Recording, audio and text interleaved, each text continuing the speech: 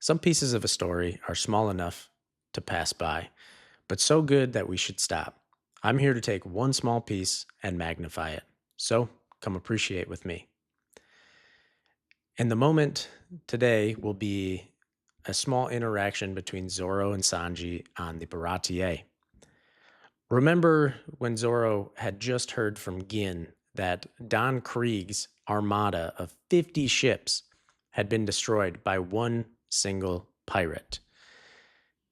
In response to this, Zoro, realizing that the man who had accomplished this feat was Mihawk, the one he's after. And Zoro says that now I know where I have to go, to the Grand Line. That's where I'll find him.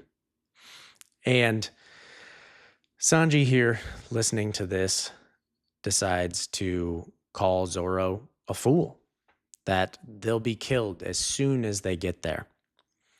And this is the moment that I want to focus on, because in response, Zoro says, "True enough, but don't insult us.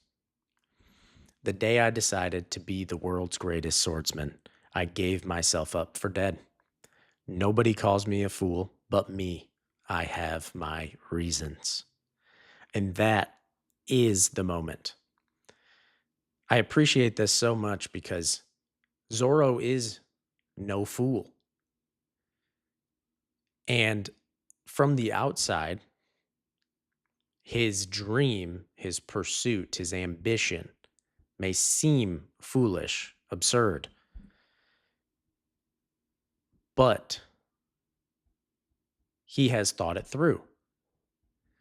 We tend to think, as Sanji does in this moment, a lot of the times if you see someone pursuing after a goal or dream that may look absurd from the outside, statistically may actually be accurate to call it absurd, we have a tendency to think that that person is a fool.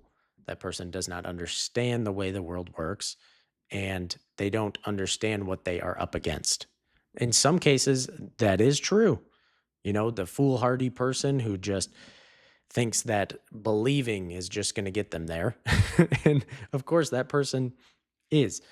But if someone has thought it through and they have their own reasons and they understand that their pursuit is absurd, but choose to follow it anyways, that they are not a fool.